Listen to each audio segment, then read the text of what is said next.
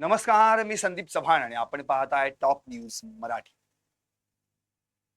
एक घर माळवदाचं, एक घर गळक्या छताचं, एक घर पडक्या भिंतींचं आणि या एकाच घरात राहत होती 8 माणसं.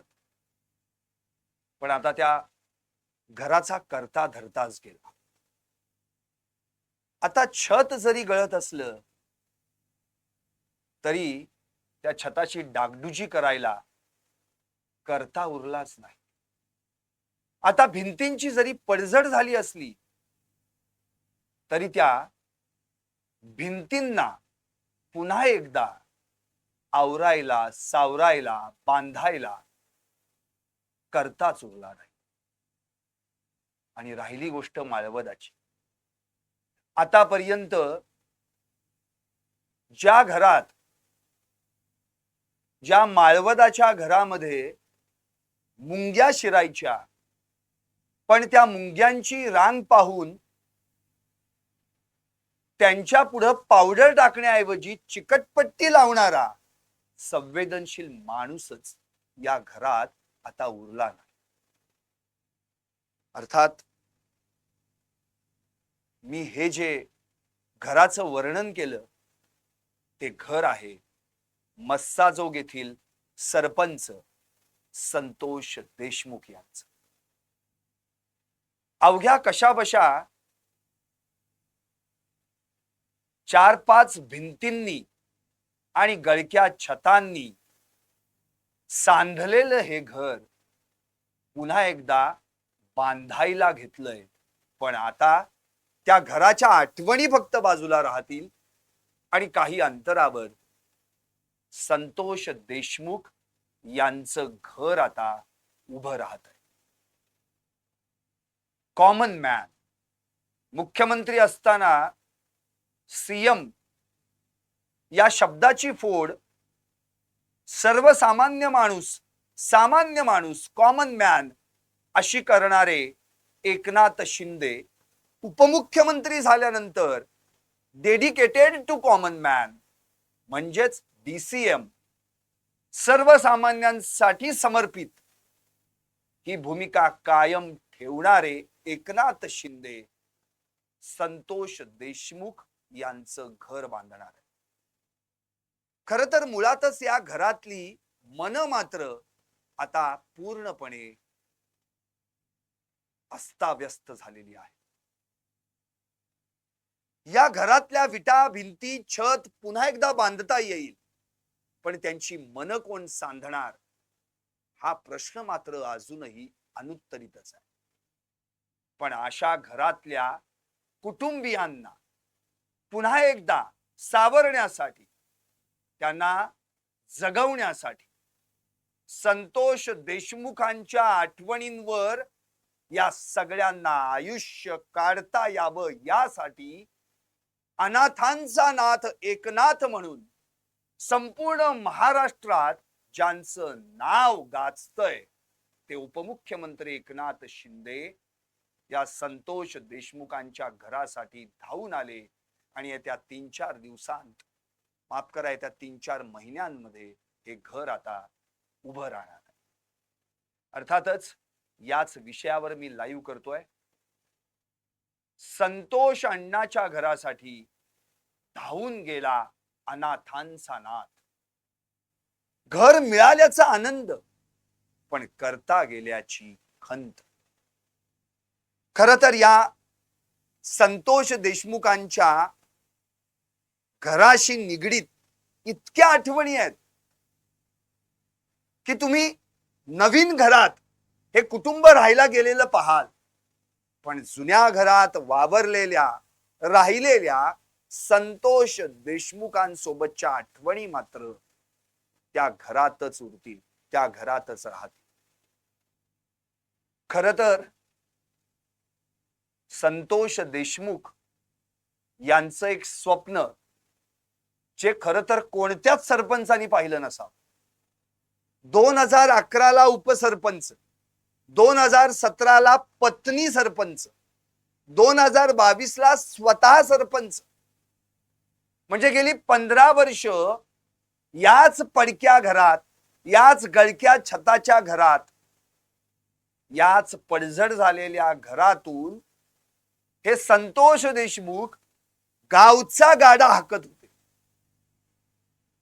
पण ज्यानं गाव सुधरवायचा प्रयत्न केला, ज्यानं गावातली घरं सुधरवायचा प्रयत्न केला, ज्यानं गावातल्या कुटुंबातली मन सुधरवायचा प्रयत्न केला, त्या व्यक्तीनं मात्र आपल्या घराला सुधरवायचं का नाही हा विचारही कधी केला नाही. पहिलं काम गावासाठी, पहिलं काम समाजासाठी, कारण आपण गाव आणि समाजाचं देणं लागतो. याच माध्यमातून हा माणूस जगला. या माणसानं, संतोष देशमुखांनी खर तर एक वचनच किंवा एक संकल्पच सोडला होता. 3-4 वर्षांपूर्वी त्यांना आपल्या भावाला म्हणजे धनंजय देशमुखांना हा संकल्प बोलून देखील दाखवला होता. काय म्हणाले होते ते वाक्य फार महत्वाचं आहे. आपल्या गावातील प्रत्येकाचं पक्क घर उभं राहील तेव्हाच मी स्वतःचं घर बांधेन. काय म्हणजे विचार काय या व्यक्तीचे. आणि शेवटचं घर ज्याचं पक्क घर म्हणून उभं राहील त्या व्यक्तीच्या हातून मी माझ्या घराचा पाया खांदेन. असा विचार करणारा सरपंच, सेवाभावी वृत्तीचा सरपंच प्रत्येक गावाला लाभला असता तर आज गावातली खेडोपाड्यातलं प्रत्येक व्यक्ती, प्रत्येक घर, प्रत्येक कुटुंब सुखा समाधानानं जगल्याचं पाहायला मिळालं. पण ही निस्वार्थी वृत्ती, हा सेवाभाव, हा परोपकार, ही नीतिमत्ता आज किती जणांकडे उरली आहे. आणि जो उरला सुरला होता त्याला सुद्धा या वाल्या कराड आणि त्याच्या चेल्यात सपाट्यांनी हाल हाल करून संपवलं. एकनाथ शिंदे यांनी संतोष देशमुख यांची हत्या झाल्यानंतर त्यांच्या उघड्यावर पडलेल्या संसाराकडे पाहून एक शब्द दिला होता की काही झालं तरी मी तुमचं पक्क घर बांधून देईन म्हणून. तो शब्द एकनाथ शिंदेंनी तंतोतंत पाळला. दिलेला शब्द पाळणं म्हणून म्हणतात एकनाथ अनाथांचा नाथ. आणि हीच त्यांची उत्तम भावना प्रत्यक्षरित्या प्रत्ययात आली. कुठेही अपघात घडो, ऍक्सिडेंट घडो, स्वतः मुख्यमंत्री असताना दौऱ्यावर निघाल्यानंतर गाडी थांबवून अपघातग्रस्त व्यक्तीला गाडीत टाकून हॉस्पिटल पर्यंत पोहोचवून त्याचा सगळा उपचाराचा खर्च करणारं व्यक्तिमत्व म्हणजे एकनाथ शिंदे. कुठेही पडझड झालेली असो, पुरात घरं वाहून गेलेली असो, नुकसान झालेलं असो, उघड्यावर आलेल्या कुटुंबाला आर्थिक आधार देऊन, मदत देऊन त्यांना उत्तमरित्या सावरणारं व्यक्तिमत्व म्हणजे एकनाथ शिंदे. आणि असं व्यक्तिमत्व महाराष्ट्राला मुख्यमंत्री म्हणून लाभलं आणि आता उपमुख्यमंत्री म्हणून आहे. म्हणून त्यांच्यातला सीएम जो कॉमन मॅन आहे आणि आता डीसीएम मधला डेडिकेटेड कॉमन मॅन आहे तो कायम आहे. आणि याच भूमिकेत राहून त्यांनी संतोष देशमुख यांच्या कुटुंबियांना घर बांधून देण्याचा प्रण आखला, व्रत स्वीकारलं आणि ते पूर्ण करण्याची पहिली कुदळ खणली. मस्साजोग मधील प्राथमिक शाळेच्या बाजूलाच 30 बाय 40 स्क्वेअर फूटची जागा आहे. या जागेवर आता 2 मजली घर उभं राहणार आहे आणि 3-4 महिन्यांमध्ये हे धनंजय देशमुख आणि त्यांचं कुटुंब त्या घरामध्ये राहायला जाणार. एकनाथ शिंदे, त्यांचे सुपुत्र खासदार श्रीकांत शिंदे आणि समस्त शिवसेना पक्षानं संतोष देशमुखांचं घर बांधून देण्याचं ठरवलं. जे संतोष देशमुखांचं अधुरं राहिलेलं स्वप्न होतं, अपुरं राहिलेलं स्वप्न होतं की माझ्या गावातली पहिल्यांदा सगळी घरं पक्की होतील, मग माझं घर पक्क होईल, तोपर्यंत माझ्या भिंती पडक्याच राहतील, माझं छत गळकच राहील, माझं घर माळवदाचंच राहील. त्या संतोष देशमुखांचं अपुरं अधुरं स्वप्न पूर्ण करण्यासाठी एकनाथ शिंदे धावून गेले. कालच म्हणजे मंगळवारी श्री क्षेत्र नारायणगडाचे महंत शिवाजी महाराज यांनी या जागेचं म्हणजेच त्या घराच्या जागेचं भूमिपूजन केलं. अर्थात त्या ठिकाणी कुदळ खणली ती संतोष देशमुखांच्या कुटुंबियातील व्यक्तींच्या हातून. यावेळी बीड जिल्ह्याचे शिवसेना प्रमुख देखील उपस्थित होते. मग त्यामध्ये जी नावं आहेत त्या जिल्हा प्रमुखांची ती निश्चितपणे यावेळी घ्यावी लागतील, कारण की त्यांनी पाठपुरावा केला. सचिन मुळूक, अनिल जगताप, स्वप्नील गलधर, स्वतः धनंजय देशमुख यांनी म्हटलेलं आहे की माझ्या भावाचं स्वप्न होतं ते अधुरं राहून गेलं, पण ते स्वप्न पूर्ण करण्यासाठी एकनाथ शिंदे धावून आले. आता या 2 मजली घरामध्ये खालच्या म्हणजे ग्राउंडला बेसला एक बेडरूम, एक हॉल आणि किचन असणार. 2 वाहनांसाठी पार्किंगची व्यवस्था देखील केली जाणार. वरच्या मजल्यावर 2 हॉल, 2 किचन, बाथरूम, बेसिन सगळं काही.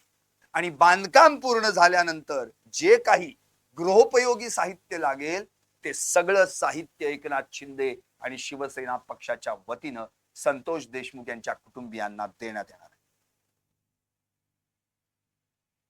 नुकतीच बोर घेतला त्यालाही पाणी. मस्साजोगकर खरं म्हणजे आनंदित झाले, बोरला पाणी लागलं, पण त्यावेळी त्यांच्या डोळ्यांना देखील अश्रूंची धार लागली. कारण ज्या व्यक्तीनं प्रत्येक घर सुधारवण्यासाठी, प्रत्येक घरातल्या कुटुंबातल्या व्यक्तीला सुधारवण्यासाठी आटोकाट प्रयत्न केले, त्यांनी स्वतःचं घर बघितलं नाही, ते बाजूला ठेवलं, पण गावाच्या विकासासाठी पहिलं पाऊल टाकलं, अशा व्यक्तीचं घर आज उभं राहतंय, पण त्या घराचा करता धरताच मात्र आज त्या घरात नसणार आहे. या भावनेमुळं त्यांचं मन व्याकुळ झालं आणि अश्रुधारा सुरू झाल्या. खरं तर संतोष देशमुख यांनी आतापर्यंत गावासाठी काय काय केलं नाही. संतोष देशमुख यांनी पहिल्यांदा ग्रामस्थांची घरं कशी उभी राहतील यासाठी प्रयत्न केले. अजूनही 127 घरकुलं प्रोसेस मध्ये आहेत. 450-500 उमऱ्याचं गाव म्हणजे 2-2.5 हजार लोकसंख्या. इतकंच नव्हे तर जे कोणी व्यसनांच्या आहारी आहेत, दारूच्या आहारी गेली आहेत, त्या व्यक्तींना पदरचा खर्च मोडून करून, त्यांच्यावर दवा पाणी करून त्यांची दारू सोडवण्यासाठी प्रयत्न केला. ज्याच्या कुणाच्या घरात किराणा नाहीये, राशन नाहीये, एक वेळ आपल्या घरातल्या डब्यात पीठ आहे का नाही, डाळ आहे का नाही हे न बघता त्याच्या घरात किराणा आहे का नाही, राशन आहे का नाही हे पाहिलं आणि त्यांना नेऊन दिलं. काही कुटुंबातील मुलींची लग्न लावण्यात देखील त्यांनी मदत केली. असा हा निस्वार्थी सरपंच, सेवाभावी वृत्तीचा सरपंच जेव्हा एखाद्या गावाला लाभतो ना आणि तो असा अचानकपणे कायमचा सोडून जातो, तेव्हा त्या गावावर काय प्रसंग ओढवला असेल हे त्या ग्रामस्थांनाच माहिती. म्हणून 1980 साली हे मामाचं घर संतोष देशमुखांच्या म्हणजे आजोळात, ते मूळचे तिथले नाहीत, पण मामानं त्यांना तिथंच राहण्याचा फोर्स केला. ते तिथंच राहिले, मामाच्या घरात राहिले आणि आता 45 वर्ष या घराला झाली. तुम्ही स्क्रीनवर त्या पोस्टरमध्ये फोटो पाहत असाल, जे जुन्या पडक्या घराचा आहे, नंतर भूमिपूजन करतानाचा आहे आणि नंतर भविष्यात जी दुमजली त्या ठिकाणी जी काही घर उभं राहणार आहे त्याचा देखील फोटो. खरं तर या प्रस्तावित घरामध्ये आता प्रत्येक गोष्ट एकनाथ शिंदे आणि शिवसेना पक्षातर्फे देण्यात येणार आहे. 1980 ते 2025 म्हणजे साधारण 45 वर्ष. म्हणजे तसं पाहिलं तर त्यांचं वय पाहता ते जसे त्या ठिकाणी राहायला आले तसे इथेच लहानाचे मोठे झाले. गावकऱ्यांनी पण त्याला आपलंसं केलं, स्वीकारलं. त्यातली 15 वर्ष ते या गावचे सरपंच राहिले, उपसरपंच पण, सरपंच पद पत्नीला पण, आणि आता स्वतः सरपंच होते. पण या 15 वर्षात त्यांनी आपलं पडकं घर, गळकं घर छानपैकी टुमदार करावं, सुधारावं असा प्रयत्न कधीच केला नाही. अजूनही त्यांचं माळवत जे आहे घरावरचं ते कुठे ना कुठेतरी पडलेलं आहे. अजूनही भिंत्या तशाच ओलसर आहेत. पाऊस आला की या सगळ्या कुटुंबाला कुठल्या तरी एकाच खोलीचा आसरा घ्यावा लागतो. आणि छत बघितलं तर ते ऑलरेडीच गळतंय. पण अशा घरात 15 वर्ष राहून गावचा कारभार हाकणारा हा सरपंच पण कधी स्वतःसाठी, स्वतःच्या घरासाठी एक वीट देखील त्यांनी लावली नाही. कारण पहिलं काम माझ्या गावकऱ्यांचं, पहिलं काम, पहिला पुढाकार गावकऱ्यांसाठी. त्यामुळे या गावातल्या प्रत्येक घरातच संतोष देशमुख यांचं वास्तव्य होतं. त्यामुळं संतोष देशमुख जेव्हा घरातून कायमचे निघून गेले किंवा या जगातून निघून गेले, त्यांनी हे घर सोडलं, जग सोडलं, म्हणजे केवळ धनंजय देशमुख यांचा परिवार नाही सोडला त्यांनी, त्यांचा कुटुंबाचा परिवार नाही सोडला त्यांनी गावातल्या प्रत्येक परिवारापासून ते दूर झालेले.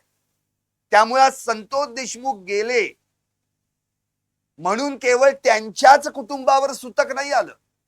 मस्साजोग मधल्या प्रत्येक घरात आज संतोष देशमुख गेल्यानं सुतक आहे. परवाच निर्धार केलाय मस्साजोगकरांनी, होळी सोडा, आम्ही दिवाळी पण साजरी करणार नाही जोपर्यंत संतोष देशमुख यांच्या मारेकऱ्यांना फाशी होत नाही तोपर्यंत गावचं सुतक फिटणार नाही, असा निर्धारच या गावकऱ्यांनी केला. आता केवळ राहिल्यात त्या संतोष देशमुखांच्या आठवणी. खो खो खेळताना त्या मैदानातल्या 2 खांबांना धरून बाकीच्या सवंगड्यांना सळो की पळो करून सोडणारे हेच ते संतोष देशमुख होते.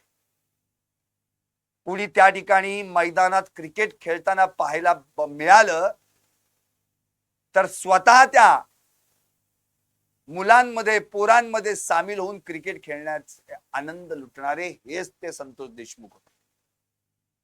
एखाद्या गावातल्या कुटुंबात जर कुठं लग्न सराई असेल तर त्या घरातल्या मुलीचा भाऊ म्हणून, पाठीराखा म्हणून त्या घरासाठी राबणारे संतोष देशमुखच होते. एखाद्या घरात जर कुठे दुःख आणि संकट कोसळलं असेल तर सगळं बाजूला ठेवून त्या घरासाठी अहोरात्र 24 तास धावून जाणारे संतोष देशमुखच होते. मुळातच बीड जिल्ह्यातलं मस्साजोग हे दुष्काळी गाव. अशा गावात पाण्याचं संकट आल्यानंतर 4-4 टँकर गावाला पदरच्या खर्चानं, स्वखर्चानं पुरवणारे संतोष देशमुखच होते. मग अशी व्यक्ती जेव्हा जगच सोडून निघून जाते तेव्हा कुठल्या व्यक्तीला त्या ठिकाणी आनंद होईल? संतोष देशमुखांचं नवघर उभं राहतं याचा आनंद तर आहेच, पण आज त्या घरातला कर्ता निघून गेला याचं दुःख मात्र त्या घराला आहे आणि मस्साजोग मधल्या प्रत्येक घरादाराला. कारण आयुष्यात याच संतोष देशमुखांसोबत कितीतरी लोक लहानाचे मोठे झाले, त्यांचा कारभार स्वतःहून पाहिला, त्यांच्या निवडणुकीत सामील झाले, त्यांनी राबवलेल्या उपक्रमात सामील झाले, गावच्या विकासासाठी झटले, धडपडले. आज त्या सगळ्यांसाठी संतोष देशमुखांचं जाणं याच्यासारखं मोठं दुःख कुठलंच नाही. जेव्हा त्या गावकऱ्यांच्या काही मुलाखती प्रसार माध्यमांनी घेतल्या तेव्हा एका तर स्पष्ट गावकऱ्यांनी सांगितलं की माझ्या वडिलांवर जो काही प्रसंग आला त्यावेळी निवडणुकीचा काळ होता, तर त्यांना म्हटलं की भाऊ अण्णा आता तुम्ही जरा निवडणुकीकडे लक्ष द्या. पण नाही, ते म्हणजे निवडणूक गेली खड्ड्यात तिकडं. पहिला माझा माणूस, माझ्या गावातला माणूस, माझ्या घरातला माणूस तो व्यवस्थित असला पाहिजे, तो व्यवस्थित उपचार घेऊन घरी आला पाहिजे. आता तुम्ही मला सांगा कुठला मग मस्सा जोकर संतोष देशमुखांसाठी तीळ तीळ तुटणार नाही, त्यांच्यासाठी रडणार नाही, त्यांच्या आठवणीमध्ये झुरणार नाही. आणि अशा संतोष देशमुखांना ज्यांनी मारलं त्या मारेकऱ्यांना फाशीवर लटकवल्याशिवाय ते फासावर गेले ते बघितल्याशिवाय राहणार. कारण की मस्सा जोकर आणि संतोष देशमुख हे समीकरणच बनलं होतं. इव्हन आजूबाजूची जी पंचकृषीतली गावं होती, विडा हे तर ऐतिहासिक गाव, ज्या ठिकाणी 110 वर्षांपासून त्या गावची परंपरा राहिली आहे की त्या गावातल्या जावयाची गाढवावर बसून दिंड काढायची आणि मग सन्मानजनक, सन्मानपूर्वक त्याचा टॉवेल, टोपी, ड्रेस देऊन सन्मान करायचा आणि त्याच्या सासरशांची जेवढी ऐपत असेल तेवढी सोन्याची अंगठी देखील त्याला घालायची. पण आज त्या विडा गावानं देखील संतोष देशमुखांच्या दुःखात सामील होत 110 वर्षांची परंपरा खंडित केली. याला म्हणतात गावकऱ्यांवरचं प्रेम. म्हणजे संतोष देशमुखांनी त्यांना इतकं प्रेम दिलं म्हणून त्या प्रेमापोटी आज विडा गावातल्या लोकांनी देखील विडा उचलला की 110 वर्षांची परंपरा आम्ही खंडित करू, पण संतोष देशमुखांच्या मारेकऱ्यांना फाशी व्हायलाच पाहिजे. आता अशा वेळी जेव्हा एका नेत्याला पाझर फुटतो, तो शब्द देतो आणि पाळतो, तेव्हा मात्र निश्चितपणे कुठे ना कुठेतरी आज नेत्यांमध्ये माणुसकी शिल्लक आहे याचं उत्तर पाहायला मिळतं. एकनाथ शिंदे संवेदनशील व्यक्तिमत्व, शब्द दिला, पाळला, ठरलं. आपल्याला आठवत असेल या माळवदाच्या घराचा किस्सा वैभवीनं बारामतीतल्या सभेत सांगितला होता. ती काय म्हणाली होती माहितीये? आमचं तसं घर माळवदाच, हे भली मोठी मुंग्यांची राग लागली, आता त्या जमिनीवर उतरणार आणि चावणार. अशा वेळी करायचं काय म्हणून आईनं लगबगीनी पावडर टाकण्याचा प्रयत्न केला, पण ते वडिलांनी पाहिलं. वडील माझे भोळे, हळवे, संवेदनशील वृत्तीचे, ते म्हणाले पावडर नको टाकू. त्यांनी एक चिकटपट्टी घेतली आणि ती जी रांग होती मुंग्यांची त्यांच्या पुढे लावली. झालं, मुंग्या तिथून परत खालून वरचा प्रवास त्यांनी सुरू केला जमिनीवर आल्यास. ज्या माझ्या वडिलांनी एक मुंगी देखील कधी आयुष्यात मारली नाही, त्याच वडिलांना या नराधमांनी किडा मुंगीसारखं मारलं, असं वक्तव्य वैभवीनं या बारामतीतल्या सभेत केलं होतं. तेव्हा सगळ्या महिला धाय मोकलून रडल्या आणि वैभवीचं भाषण सुरू असताना घोषणा दिल्या, वैभवी तू एकटी नाहीस, आम्ही सगळेजण तुझ्या सोबत आहोत. हा निर्धाराचा भाग, ही वृत्ती संतोष देशमुखांकडून वारसा हक्कानं वैभवीकडे आहे. विराज, वैभवी आज याच नावानिशी वडिलांचं नाव करून मोठे होतील, कर्तृत्व गाजवतील. पण त्यांच्या वडिलांना जे गावासाठी केलं, त्यांच्या वडिलांनी गावातल्या प्रत्येक कुटुंबासाठी केलं, त्याचा विचार खरं म्हणजे प्रत्येक गावातल्या सरपंचानं करायला हवा. महाराष्ट्रातल्या अनेक गावांमध्ये असे सरपंच असतीलही, उदार व्यक्तिमत्वाचे, संवेदनशील वृत्तीचे असतीलही, पण जे कोणी नसतील त्यांनी मात्र संतोष देशमुखांकडून आदर्श घ्यायला हवा. गावाला पाणी मिळावं म्हणून पाणी फाउंडेशनच्या माध्यमातून आपल्या गावाला कसं उत्तमरित्या पाणी देता येईल यासाठी धडपड करणारं हे व्यक्तिमत्व. गावाला सावली लाभावी, गावात उत्तम पर्यावरण राहावं, गाव प्रदूषित होऊ नये, गावावर कायम पावसाचा वर्षाव व्हावा, यासाठी पहिलं झाड संतोष देशमुखांनी गावच्या वेशीवर लावलं होतं. आणि त्यावेळी म्हटलं होतं की भले मी आज नसेन उद्या नसेन, पण या झाडाची सावली मात्र माझ्या गावकऱ्यांना मिळेल. हा विचार करणारी ही व्यक्ती, आणि अशा व्यक्तीसाठी एक संवेदनशील नेता धावून जातो, त्याचं घर बांधण्याचा निर्धार करतो आणि प्रत्यक्षात दिलेला शब्द पाळतो. त्यामुळं खरं म्हणजे एकनाथ शिंदे यांचं कौतुक करावं तितकं कमीच आहे. त्यांनी दिलेला शब्द पाळला, आनंद आहे. आता संतोष देशमुख यांचं घर 3-4 महिन्यांमध्ये उभं देखील राहील, पण जे जुनं घर आहे त्या जुन्या घरातल्या आठवणी, संतोष देशमुखांनी त्या घरात केलेलं काम, या सगळ्या गोष्टी कुठे ना कुठेतरी त्या पडक्या घराला सुद्धा आठवत. आपलं घराचं छत गळतंय, पण गावातल्या कुठल्या घराचं छत गळत असेल तर त्याची डागडुजी करून देण्यासाठी धावून जाणारे संतोष देशमुख. आपल्या माळवत पडकं झालंय, त्याची पडझड होत आली आहे, पण त्याकडे दुर्लक्ष करून दुसऱ्या कुठल्या घरातल्या गावातल्या घराचं जर माळवताचं घर पडकं होत असेल तर त्याची डागडुजी करून देण्यासाठी धावून जाणारे संतोष देशमुख. आपल्या घराच्या भिंती ओल्या असतील, पावसानं ओल्या चिंब झाल्या असतील, आज उद्या पडू शकतात, हे माहिती आहे. इतकी भयानक परिस्थिती त्यांच्या घराची, 45 वर्षांपूर्वीचं जुनं घर. पण दुसऱ्या कुणाच्या भिंती पडून त्या घरातलं कुटुंब उघड्यावर येऊ नये यासाठी त्यांच्या भिंती बांधून देण्यासाठी धावून जाणारा माणूस म्हणजे संतोष देशमुख. आणि अशा पडक्या गळक्या पडझड झालेल्या घरातून अख्ख्या गावचा कारभार हाकणारा सरपंच म्हणजे संतोष देशमुख. संत गाडगे बाबा स्वच्छता अभियान जिल्हास्तरीय पहिला पुरस्कार मस्साजोग. RR पाटील सुंदरगाव जिल्हास्तरीय पहिला पुरस्कार मस्साजोग.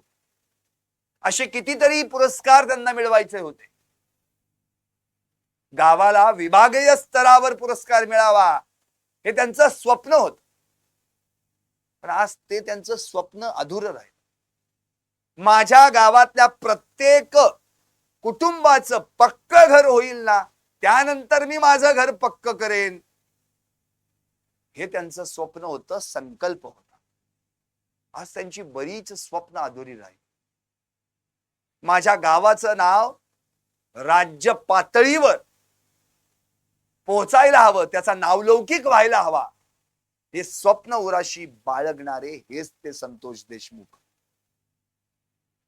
पण नियतीला हे मान. अखेर संतोष देशमुख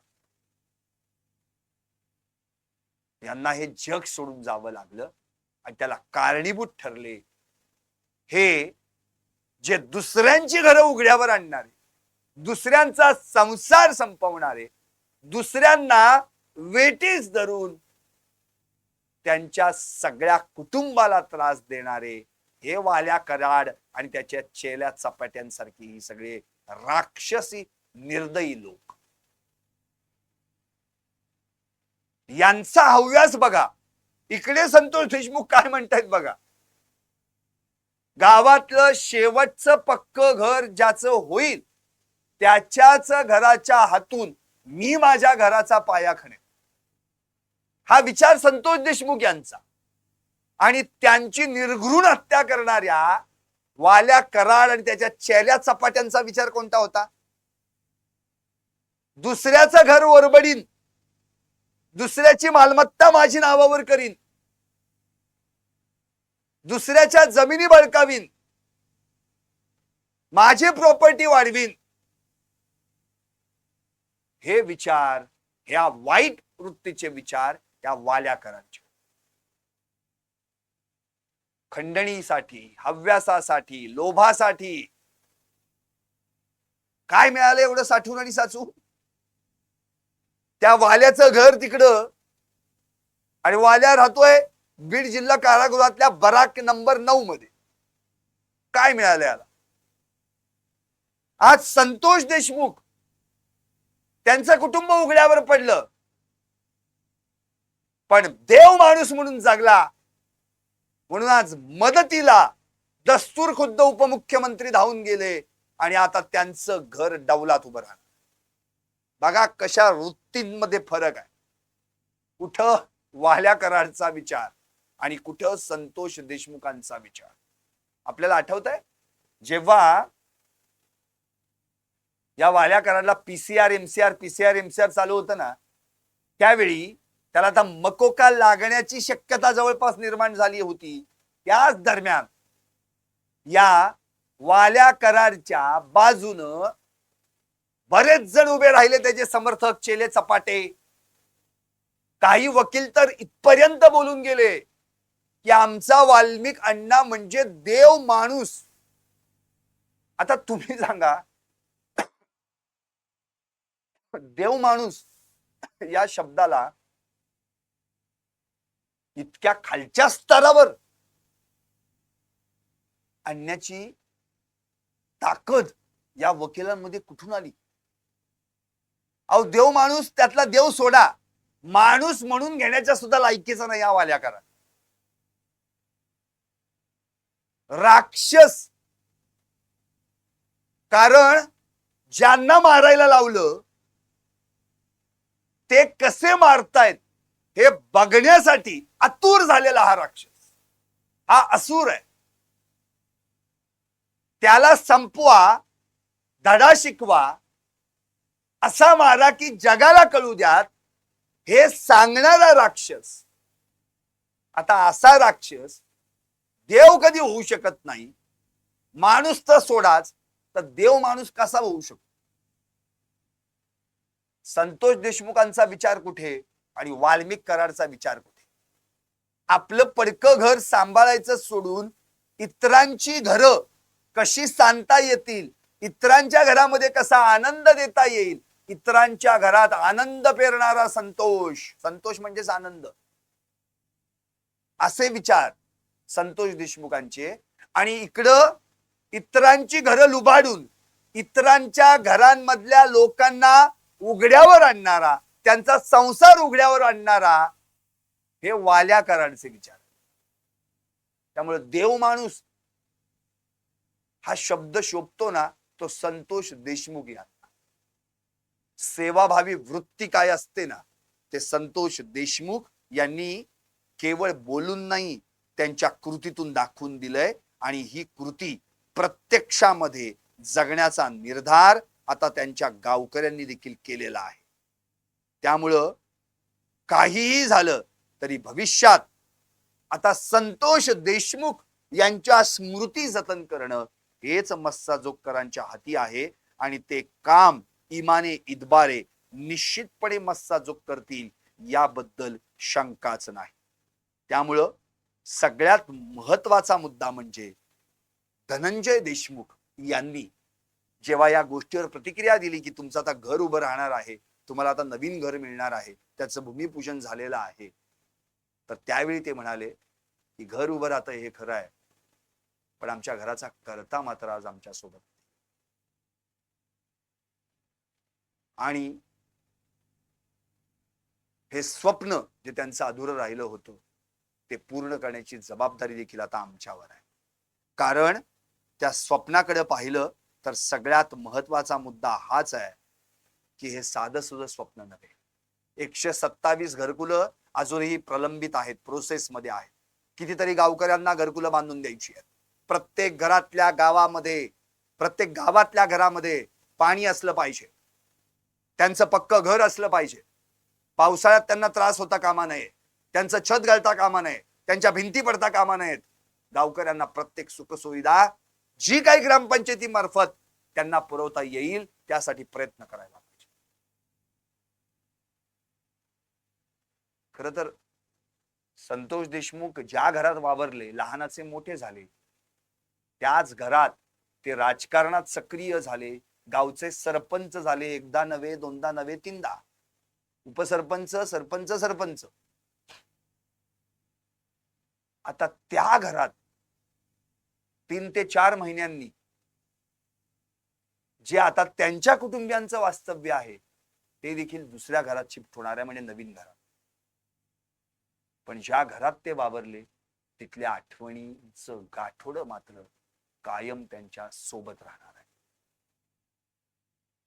बघा ना, खरं म्हणजे संतोष देशमुख ज्या घरात वावरले, ज्या घरात त्यांनी काही निर्णय घेतले असतील, न्यायनिवाडे केले असतील, गावासाठी बैठका घेतल्या असतील, गावासाठी बरंच काही चर्चा झाल्या असतील, त्याच घरातल्या पडक्या भिंतींना सुद्धा ज्यांच्यामध्ये पावसाच्या पाण्याचा ओलावा साचून राहिलाय,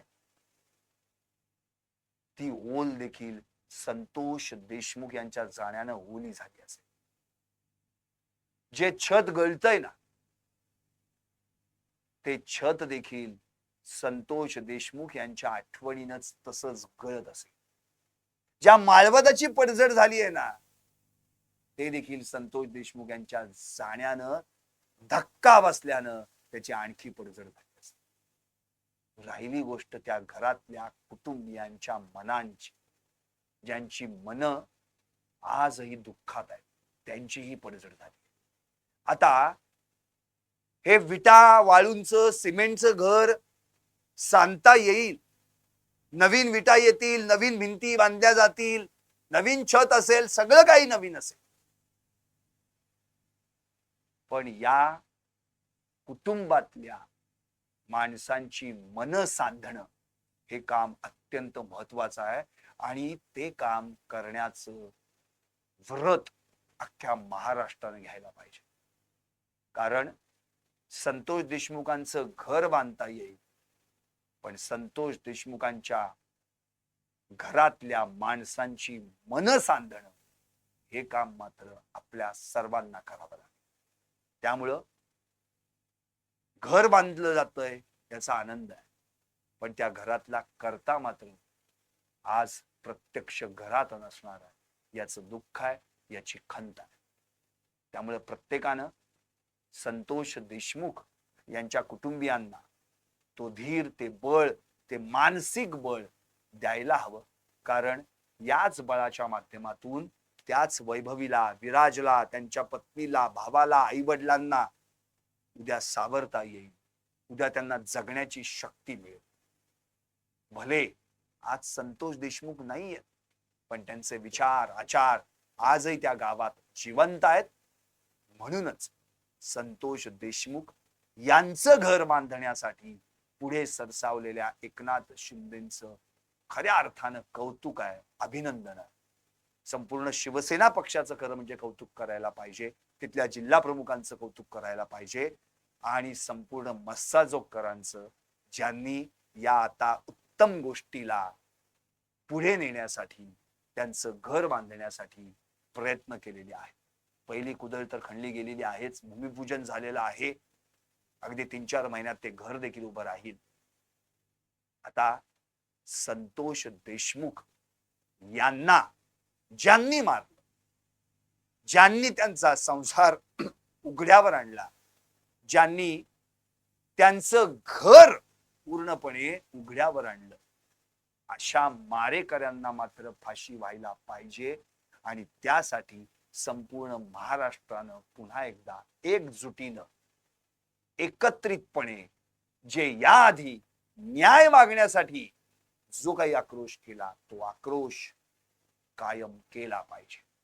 संतोष देशमुखांना न्याय तेव्हाच जेव्हा त्यांच्या मारेकऱ्यांना फाशीवर लटकल्याचं पाहायला मिळेल. खरं तर पुन्हा एकदा मला जाताना इतकंच म्हणायचंय की घर माळवदाच, घर गडक्या छताच, घर पडक्या भिंतींच, पण हेच घर ज्या घरात संतोष देशमुख वावरले, त्याच संतोष देशमुखांचं कुटुंबीय आज एका नव्या पक्क्या घरात राहायला जाणार आहे, याचा निश्चितच आनंद आहे. पाहत रहा टॉप न्यूज मराठी, आपला महाराष्ट्र आपला.